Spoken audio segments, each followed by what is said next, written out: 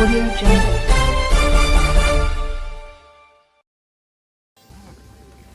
नमस्कार, मैं रुपेश और आप देख रहे हैं प्रभात मंत्र। इस समय मैं हूँ धरना स्थल पर, जो कि ये धरना का जैप के धरना स्थल पर हूँ, जहाँ पर ये अभी 21 दिन से बैठे हुए हैं और 21 दिन से बैठने के बाद कल के डेट में इन्होंने निर्वस्त्र एक आंदोलन छेड़ा था, लेकिन इनको बहुत दूर तक जाने को नहीं मिला, ये बहुत दूर तक नहीं जा पाए।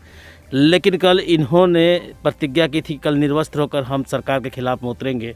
और क्या इनकी मंसूबे हैं और आगे क्या होने वाला है, पहले इनसे जानते हैं कि ये करने के बाद, निर्वस्त्र होने के बाद जो आंदोलन इन्होंने छेड़ा था, उससे इनको अब तक क्या कोई रिजल्ट आया है या फिर किसी तरह की कोई पहल हुई है सरकार की तरफ से। जी आप बताएं, आपका नाम क्या है? मेरा नाम नागमणि हजाम है। कल हम लोग निर्वस्त्र होके तो निकले थे यहाँ से, लेकिन प्रशासन, अब सरकार ही जब हम लोग का ऐसा है कि ना इधर का है ना उधर का है, दो राही है, दो मुँहा सांप है सरकार, तो भैया पीछे से भी बोलता है और आगे से भी बोलता है। तो हम लोग जब निर्वस्त्र होकर यहाँ से निकले, भी हम लोग जायज़ मांग रहे हैं ना, हमारी मांग जो हम उसमें सफल हैं, सफल कैंडिडेट हैं, हम सफलतापूर्वक पास किए हैं। जब यहाँ से हम लोग निकले तो प्रशासन आके रोक लिया, कहीं नहीं जाना है, बात किए, कुछ नहीं, कोई कुछ नहीं। तो आखिर हम लोग क्या करें सर? हम लोग को नौकरी मिलेगा या नहीं? हम लोग उम्मीद भी रखे कि नहीं रखे? मतलब ऐसा ना हो कि हम लोग सब लड़का यहाँ जितना बैठे हैं ना, सब लड़का आपके घर पहुँच जाए, मंत्री साहब आपके घर में जाके हम लोग बैठ जाए धरना में। अब हम लोग को नौकरी दीजिए, नहीं तो हम लोग यहीं रहेंगे। आप नौकरी दीजिएगा ना भैया, आपका घर में जाकर खाने के लिए दीजिएगा ना। जब हम लोग को जो दुख तकलीफ होगा, घर में पैसा पहुँचाइएगा ना।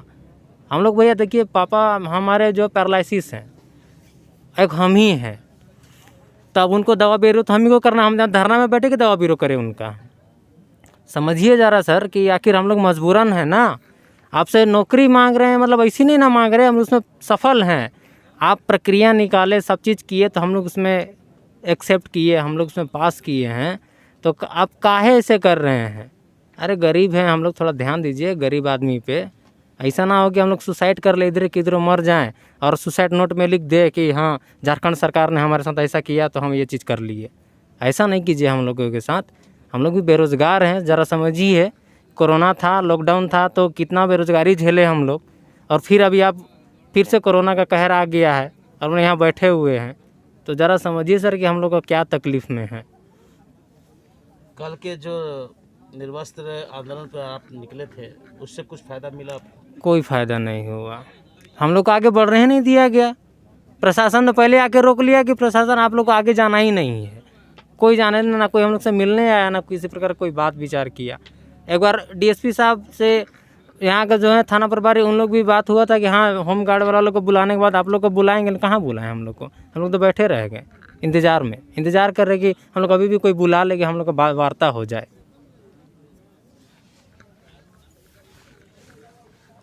आप क्या बोलना चाहेंगे? देखिए, हम तो सरकार को काफ़ी 22 दिन से बोल ही रहे हैं, दिखा भी रहे हैं कि जो स्थिति में हम लोग यहाँ पे जितने 2400 जिला के लड़के बैठे हुए हैं, वो तो हालात सरकार देख रही है। और मीडिया के माध्यम से मैं ये कहना चाहता हूँ कि जो सरकार जो अपनी जो राजनीतिक जो दल से, अपने जो पक्ष विपक्ष के जो तनाव से हम लोग को जो जलाने की काम कर रहे हैं, ये चीज़ बहुत गलत है। और जो हम लोग धरना प्रदर्शन कर रहे हैं बार बार, कम से कम 5 साल हो गया है धरना प्रदर्शन करते करते हम लोग थक चुके हैं। और इतना थक चुके हैं कि हम लोग जैसे कल निर्वस्त्र जाने का ऐलान किया बिरसा चौक तक, तो प्रशासन के द्वारा हम लोग को रोक दिया गया। ज़बरदस्ती बोला नहीं आप लोग यहाँ से नहीं जाना है। फिर भी हम लोगों ने जितना तक हुआ हम लोग दूरी बना के अपना निर्वस्त्र होकर अपने खड़े रहे धूप में। फिर भी सरकार को हमारी मजबूरी या हमारी दुख नहीं दिखी। ये कम से कम दुख देखकर ये तो सरकार देखती कि हाँ हमारे जो युवा हैं जो झारखंड में मुझे लाए हैं, तो उनके उनको जाके वहाँ पे कुछ तो आश्वासन दे कि हाँ आपका कल होगा या परसों होगा या 2 महीना बाद होगा। ये कुछ तो आश्वासन आप दे देते कि आपका होगा भी नहीं। कुछ तो आश्वासन चाहिए था हमें, पर उन्होंने कभी आश्वासन नहीं दिया। फिर भी हम कल भर टाइम दिए थे सरकार को।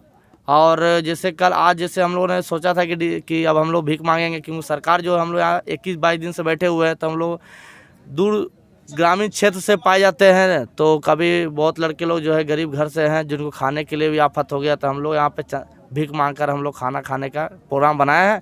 हम लोग शाम को भीख मांगने का प्रोग्राम रखे हैं। और जैसे भी सरकार नहीं सुनती है, तो फिर हम लोग 12 तारीख को जेल भरो आंदोलन करेंगे। और ये जल आंदोलन ऐसा रहेगा कि झारखंड सरकार को एक चैलेंज होगा।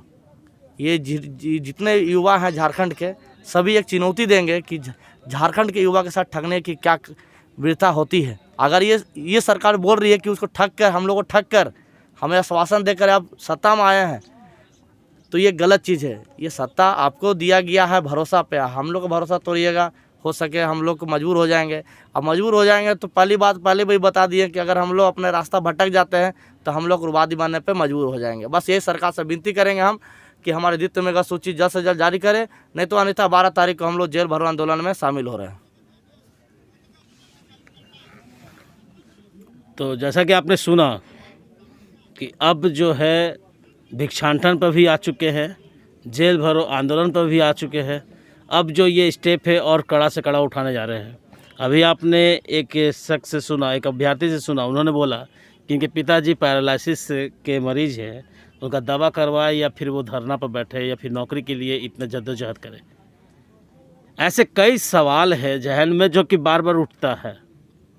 इन अभ्यर्थियों को एक बार आप देख लीजिए, इन अभ्यर्थियों का क्या कसूर है कि अपनी संघर्ष की लड़ाई 9 से 10 साल हो गए हैं और लड़ रहे हैं और अभी तक इनका अपना हक नहीं मिल पाया।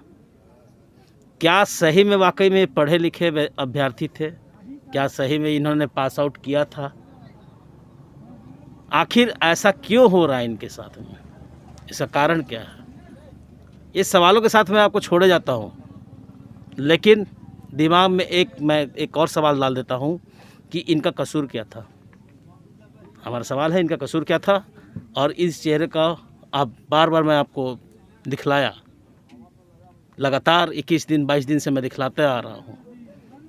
सवाल भी मैंने किया, लेकिन मालूम नहीं सरकार तक इनकी बातें पहुँच रही है या नहीं पहुँच रही है। माध्यम मीडिया से भी जाती है, लेकिन उसके बावजूद भी अभी तक इनके साथ में किसी भी तरह का बातचीत या किसी तरह से डेलीगेशन इनसे बात करने की कोशिश नहीं की है। ऐसे खबरों के साथ जुड़े रहें। कैमरामैन आकाश के साथ रुपेश कुमार।